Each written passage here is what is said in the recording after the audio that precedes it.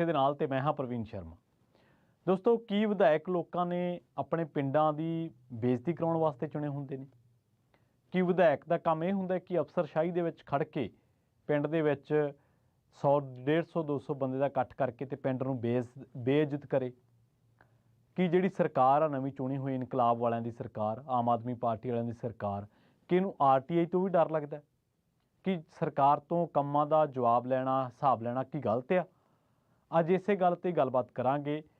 Aam Aadmi party ਦਾ ਵਿਧਾਇਕ ਹੈ ਗੋਲਡੀ ਮੁਸਾਫਰ, ਅਮਨਦੀਪ ਸਿੰਘ ਗੋਲਡੀ ਮੁਸਾਫਰ, ਆਪਾਂ ਪੂਰਾ ਨਾਂ ਲੈ ਦਿੰਦੇ ਹਾਂ। ਔਰ ਲੋਕਾਂ ਨੇ ਫਤਵਾ ਦਿੱਤਾ, ਗੋਲਡੀ ਸਾਹਿਬ ਮੁਸਾਫਰ ਸਾਹਿਬ ਵਿਧਾਇਕ ਬਣ ਗਏ। ਧਰਮਪੁਰਾ ਪਿੰਡ ਦੇ ਵਿੱਚ ਖੜੇ ਸੀ ਤੇ ਇਹਨਾਂ ਨੇ ਸਾਰੇ ਪਿੰਡ ਨੂੰ ਹੀ ਬਲੈਕਮੇਲਰ ਕਹਿਤਾ।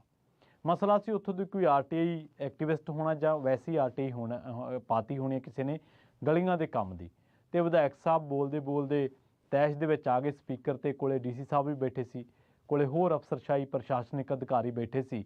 ਤੇ ਵਿਧਾਇਕ ਕਹਿੰਦੇ ਕਿ ਤੁਹਾਡੇ ਪਿੰਡ ਦੇ ਲੋਕ ਜਿਹੜੇ ਆ ਵਿਕਾਸ ਨਹੀਂ ਹੋਣ ਦੇਣਾ ਚਾਹੁੰਦੇ ਤੇ ਇਹ ਸਾਰਾ ਪਿੰਡ ਹੀ ਬਲੈਕਮੇਲਰਾਂ ਦਾ। ਤੇ ਇੱਕ ਗਾਲ ਆ ਪਿੰਡ ਵਾਲਿਆਂ ਨੂੰ, ਇੱਕ ਗਾਲ ਆ, ਇਸ ਤਰ੍ਹਾਂ ਨਹੀਂ ਸੀ ਹੋਣਾ ਚਾਹੀਦਾ।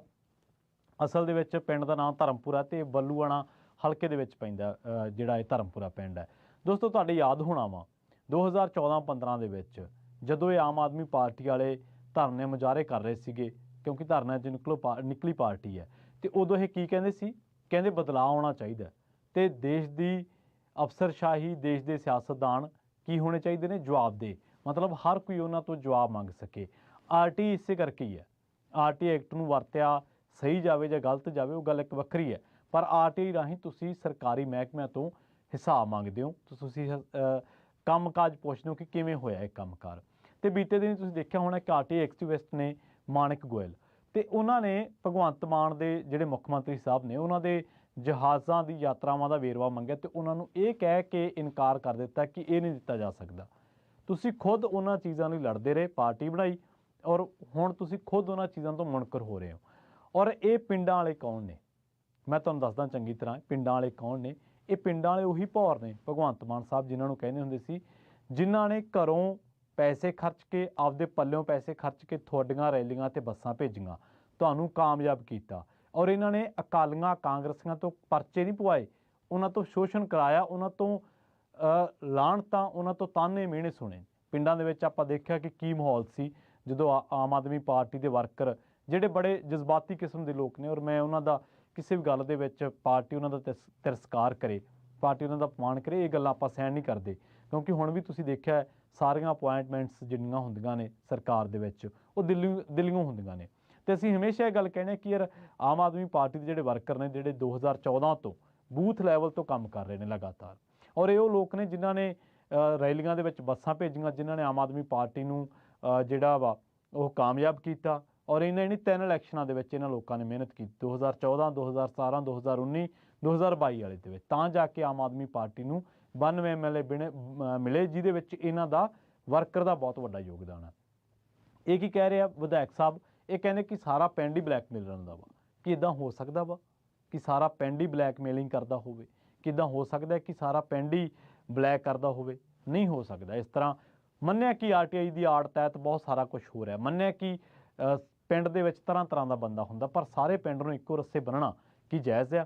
ਇਹ ਸੱਤਾ ਦਾ ਨਸ਼ਾ ਨਹੀਂ ਹੈ ਤੇ ਹੋਰ ਕੀ ਹੈ?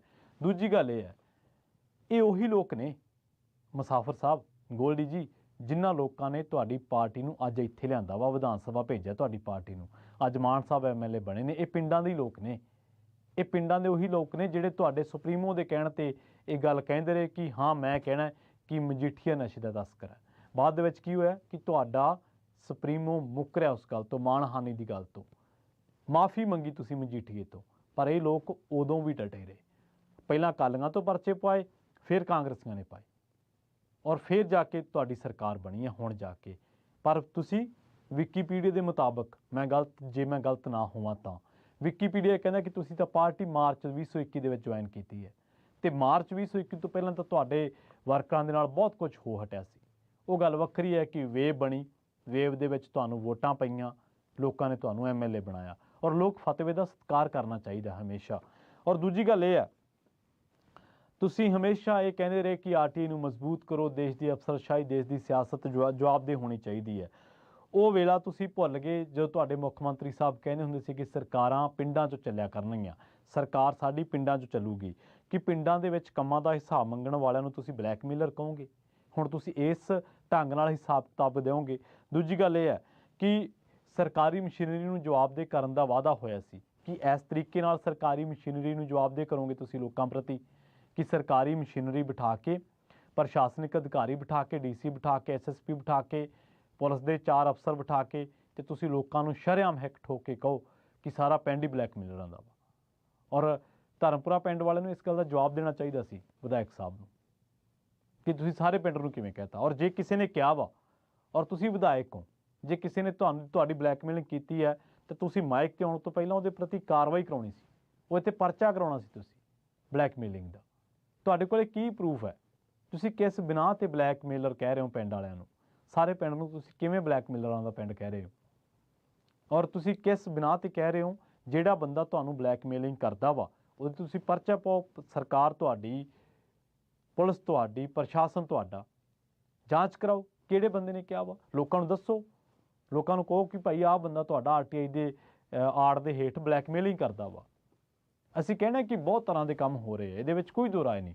ਔਰ ਇਹ ਵੀ ਗੱਲ ਹੈ ਕਿ ਵਿਧਾਇਕ ਸਾਹਿਬ ਜਿਹੜੀ ਗੱਲ ਦਾ ਚਰਚਾ ਸਾਰੀ ਸਪੀਚ ਦੇ ਵਿੱਚ ਕਰ ਰਹੇ ਸੀਗੇ ਕਿ ਲੋਕ ਪਿੰਡਾਂ ਦੇ 70 ਸਾਲਾਂ ਤੋਂ ਮੰਗ ਕਰ ਰਹੇ ਆ ਕਿ ਵਿਕਾਸ ਹੋਣਾ ਚਾਹੀਦਾ, ਉਹ ਨਹੀਂ ਹੋ ਸਕਿਆ।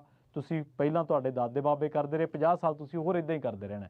ਇਹ ਗੱਲ ਸੱਚ ਹੈ, ਅਸੀਂ ਇਹ ਤੋਂ ਮੁਨਕਰ ਨਹੀਂ ਹੋ ਸਕਦੇ ਕਿ ਪਿਛਲੇ 70 ਸਾਲਾਂ 'ਚ ਜੋ ਹੋਇਆ, ਜੋ ਅਸੀਂ ਦੇਖਿਆ, ਜੋ ਹੰਡਾਇਆ, ਉਹ ਨਹੀਂ ਸੀ ਹੋਣਾ ਚਾਹੀਦਾ। ਗਲੀਆਂ ਨਾਲੀਆਂ ਬਹੁਤ ਚਿਰ ਦੀਆਂ ਬਣਨੀਆਂ ਚਾਹੀਦੀਆਂ। ਪਰ ਇੱਥੇ ਤੁਸੀਂ ਗੱਲ ਨੂੰ ਪਾਸਾ ਪਲਟ ਰਹੇ ਹੋ, ਸਾਰੀ ਗੱਲ ਦਾ ਕੰਟੈਕਸਟ ਬਦਲ ਰਹੇ ਹੋ, ਸਾਰੀ ਗੱਲ ਦੇ ਮਾਇਨੇ ਬਦਲ ਰਹੇ ਹੋ। ਤੁਸੀਂ ਤੈਸ਼ ਦੇ ਵਿੱਚ ਆ ਕੇ ਕਿ ਮੈਂ ਵਿਧਾਇਕ ਹਾਂ, ਮੈਨੂੰ ਕਿਹੜਾ ਕਿਸੇ ਨੇ ਕੁਛ ਕਹਿਣਾ, ਮੈਨੂੰ ਕਿਹੜਾ ਵਿੱਚੋਂ ਉੱਠ ਕੇ ਲੋਕ ਕਹਿ ਦੇਣਗੇ। ਔਰ ਇਹ ਮਾਫ਼ ਕਰਨਾ, ਇਹ ਸਾਰੀ ਸਿਆਸਤ ਦੇ ਵਿੱਚ ਹੀ ਹੈ। ਇਸੇ ਤਰ੍ਹਾਂ ਜਦੋਂ 4 ਕਿਸੇ ਨੂੰ ਬੋਡੀਗਾਰਡ ਮਿਲ ਜਾਂਦੇ ਆ ਨਾ, ਅਤੇ ਜਦੋਂ ਮੂਹਰੇ ਵੱਜਦੀ ਹੈ ਹੂਟਰ ਵਾਲੀ ਗੱਡੀ, ਪਾਇਲਟ ਜਿਪਸੀ ਲੱਗ ਜਾਂਦੀ ਹੈ, ਅਤੇ ਬਹੁਤ ਬੰਦੇ ਅਸੀਂ ਦੇਖਿਆ, ਆਪਦੀ ਅੱਖੀਂ ਦੇਖਿਆ, ਆਪਣੀ ਔਕਾਤ ਭੁੱਲਦੇ। ਖਾਸ ਕਰਕੇ ਉਹ ਲੋਕ ਜਿਹੜੇ ਗਰਾਊਂਡ ਤੋਂ ਚੱਲੇ ਸੀ। ਅੱਜ ਉਹਨਾਂ ਦੇ ਔਕਾਤ ਯਾਦ ਨਹੀਂ ਹੈ ਕਿਉਂਕਿ ਅਹੁਦੇ ਮਿਲ ਗਏ। ਅੱਜ ਉਹਨਾਂ ਦੇ ਔਕਾਤ ਯਾਦ ਨਹੀਂ ਹੈ ਕਿਉਂਕਿ ਉਹਨਾਂ ਨੂੰ ਫਤਵਾ ਮਿਲ ਗਿਆ ਲੋਕਾਂ ਦਾ। ਕਦੇ ਲੋਕਾਂ 'ਚ ਖੜ੍ਹ ਕੇ ਵੱਡੀਆਂ ਵੱਡੀਆਂ ਗੱਲਾਂ ਕਰਦੇ ਹੁੰਦੇ ਸੀ। ਸੋ ਜੇ ਕੋਈ ਗਲੀਆਂ ਨਾਲੀਆਂ ਦਾ ਹਿਸਾਬ ਮੰਗੇ, ਤੁਸੀਂ ਉਹਨੂੰ ਬਲੈਕਮੇਲਰ ਕਹਿ ਦਿਓਗੇ। ਜੇ ਕੋਈ ਮੁੱਖ ਮੰਤਰੀ ਦੇ ਜਹਾਜ਼ਾਂ ਦੀਆਂ ਫੇਰੀਆਂ ਦਾ ਹਿਸਾਬ ਮੰਗਦਾ, ਤੁਸੀਂ ਉਹ ਦਿੰਦੇ ਨਹੀਂਗੇ। ਅਤੇ ਉਹ ਇਸ ਤੋਂ ਵੀ ਗੱਲ ਜਿਹੜੀ ਅਗਲੀ ਹੈ, ਚਲੋ ਮੰਨ ਲਿਆ ਕੁਛ ਲੋਕ ਆਰਟੀਆਈ ਦੇ ਤਹਿਤ ਬਲੈਕਮੇਲਿੰਗ ਕਰਦੇ ਹੋਣਗੇ, ਪਰ ਸਾਰਾ ਪਿੰਡ ਕਦੇ ਵੀ ਬਲੈਕਮੇਲਰ ਨਹੀਂ ਹੋ ਸਕਦਾ। ਸਾਰਾ ਪਿੰਡ ਕਦੇ ਬਲੈਕੀਆ ਨਹੀਂ ਹੁੰਦਾ। ਸਾਰਾ ਪਿੰਡ, ਸਾਰੇ ਲੋਕ ਰਾਸ਼ਟਰਵਾਦੀ ਨਹੀਂ ਹੁੰਦੇ, ਰਾਸ਼ਟਰ ਭਗਤ ਨਹੀਂ ਹੁੰਦੇ ਜਿਵੇਂ ਬੀਜੇਪੀ ਵਾਲੇ ਆ। ਸਾਰੇ ਕੱਟੜ ਇਮਾਨਦਾਰ ਨਹੀਂ ਜਿਵੇਂ ਤੁਹਾਡੀ ਪਾਰਟੀ ਹੈ। ਇਸੇ ਤਰ੍ਹਾਂ ਸਾਰੇ ਕਿਸੇ ਨੂੰ ਗੱਲ ਕਹਿ ਕੇ ਸਟੈਂਡ 'ਤੇ ਅੜ ਨਹੀਂ ਸਕਦੇ ਕਿਉਂਕਿ ਮਾਣਹਾਨੀਆਂ ਬਹੁਤ ਲੋਕਾਂ 'ਤੇ ਹੁੰਦੀਆਂ, ਪਰ ਸਾਰੇ ਸਟੈਂਡ ਨਹੀਂ ਲੈ ਸਕਦੇ ਹੁੰਦੇ। ਸੋ ਇਸੇ ਤਰ੍ਹਾਂ ਇਹ ਕਿੱਥੇ ਲਿਖਿਆ ਆਰਟੀਆਈ ਦੇ ਵਿੱਚ ਕਿ ਜਾਣਕਾਰੀ ਮੰਗਣਾ ਗੁਨਾਹ ਵਾ?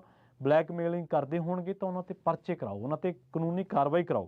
ਅਤੇ ਜਿਹੜੇ ਇੱਕ ਚੁਣਿਆ ਹੋਇਆ ਨੁਮਾਇੰਦਾ ਜੇ ਸਾਰੇ ਪਿੰਡ ਨੂੰ ਬਲੈਕਮੇਲਰ ਕਹਿ ਰਿਹਾ, ਪੁਲਿਸ ਤੁਹਾਡੇ ਕੋਲ ਆ, ਪ੍ਰਸ਼ਾਸਨ ਤੁਹਾਡੇ ਕੋਲ ਆ, ਤੁਸੀਂ ਬਲੈਕਮੇਲਰਾਂ ਦੇ ਵਿਰੁੱਧ ਕਾਰਵਾਈ ਕਿਉਂ ਨਹੀਂ ਕਰਦੇ? ਪਿੰਡਾਂ ਦਾ ਵਿਕਾਸ ਨਾ ਹੋਣ ਦਾ ਦੋਸ਼ ਪਿੰਡ ਵਾਸੀਆਂ ਹੀ ਲਾਉਣਾ ਸਰਾਸਰ ਧੱਕਾ ਹੈ। ਜੇ ਕਿਸੇ ਬੰਦੇ ਨੇ, ਅਮਨਦੀਪ ਜੀ, ਗੋਲਡੀ ਮੁਸਾਫਰ ਜੀ, ਜੇ ਕਿਸੇ ਬੰਦੇ ਨੇ ਤੁਹਾਡੇ ਅਧਿਕਾਰੀ ਦੀ ਬਲੈਕਮੇਲਿੰਗ ਕੀਤੀ ਹੈ, ਉਹਦੇ ਵਿਰੁੱਧ ਕਾਨੂੰਨੀ ਕਾਰਵਾਈ ਕਰੋ। ਜੇ ਕੋਈ ਬੰਦਾ ਤੰਗ ਕਰ ਰਿਹਾ, ਵਿਕਾਸ ਕਾਰਜ ਨਹੀਂ ਹੋਣ ਦੇ ਰਿਹਾ, ਤਾਂ ਪਿੰਡ ਦੀ ਪੰਚਾਇਤ ਐਕਟ ਦੇ ਮੁਤਾਬਕ ਸਰਕਾਰੀ ਕੰਮਾਂ 'ਚ ਵਿਘਨ ਪਾਉਣ ਦਾ ਪਰਚਾ ਉਸ ਬੰਦੇ 'ਤੇ ਦਵਾ ਸਕਦੀ ਹੈ। ਜੇ ਪਿੰਡ ਦੇ ਲੋਕ ਟੰਗ ਅੜਾ ਰਹੇ ਨੇ ਤਾਂ ਪਿੰਡਾਂ ਦੇ ਲੋਕਾਂ ਨੂੰ, ਉਹਨਾਂ ਲੋਕਾਂ ਨੂੰ ਬਕਾਇਦਾ ਤੌਰ 'ਤੇ ਅੱਡ ਸੱਦ ਕੇ ਸਮਝਾਇਆ ਜਾ ਸਕਦਾ। ਪਰ ਇਹ ਨਹੀਂ ਹੋ ਸਕਦਾ ਕਿ ਤੁਸੀਂ ਜੇ ਵਿਧਾਇਕ ਹੋ, ਡੀਸੀ ਤੁਹਾਡੇ ਕੋਲੇ ਬੈਠਾ ਵਾ, ਐਸਐਸਪੀ ਤੁਹਾਡੇ ਕੋਲੇ ਬੈਠਾ, ਪੁਲਿਸ ਪ੍ਰਸ਼ਾਸਨ ਤੁਹਾਡੇ ਕੋਲ ਹੈ, ਅਤੇ ਤੁਸੀਂ ਚੱਕ ਕੇ ਸਾਰੇ ਪਿੰਡ ਨੂੰ ਕਹਿ ਦਿਓ ਕਿ ਜੀ ਸਾਰਾ ਪਿੰਡ ਹੀ ਬਲੈਕਮੇਲਰਾਂ ਦਾ। ਇਹ ਬਿਲਕੁਲ ਅਨਐਕਸੈਪਟੇਬਲ ਚੀਜ਼ ਹੈ, ਇਹ ਸਵੀਕਾਰਯੋਗ ਨਹੀਂ ਗੀ। ਸੋ ਕਿਰਪਾ ਕਰਕੇ ਲੋਕ ਫਤਵੇ ਦਾ ਸਨਮਾਨ ਕਰਨਾ ਸਿੱਖੋ, ਅਤੇ ਜਿਹੜੀਆਂ ਵੀ ਤੁਹਾਡੇ ਕੋਲ ਸ਼ਕਤੀਆਂ, ਪਾਵਰਾਂ ਨੇ ਲੋਕਾਂ ਦੀਆਂ ਦਿੱਤੀਆਂ ਹੋਈਆਂ ਨੇ। 5 ਸਾਲਾਂ ਬਾਅਦ ਪਤਾ ਨਹੀਂ ਇਹ ਮਾਈਕ ਮਿਲਣੇ ਕਿ ਨਹੀਂ ਮਿਲਣੇ, 5 ਸਾਲਾਂ ਬਾਅਦ ਪਤਾ ਨਹੀਂ ਇਹ ਪਾਇਲਟ ਗੱਡੀ ਤੋਂ ਹੂਟਰ ਵੱਜਣਾ ਕਿ ਨਹੀਂ ਵੱਜਣਾ, ਪਰ ਲੋਕਾਂ ਦਾ ਸਤਿਕਾਰ ਕਰੋ। ਜਿਹੜੇ ਲੋਕ ਸ਼ਰਾਰਤ, ਹੁੱਲੜਬਾਜ਼ੀ ਅਨਸਰ ਹੁੰਦੇ ਨੇ, ਸਾਨੂੰ ਪਤਾ ਇਹਨਾਂ ਚੀਜ਼ਾਂ ਦਾ, ਸ਼ਰਾਰਤਬਾਜ਼ੀ ਲੋਕ ਕਰਦੇ ਨੇ, ਪਰ ਉਹਨਾਂ ਨੂੰ ਅਲੱਗ ਰੱਖੋ।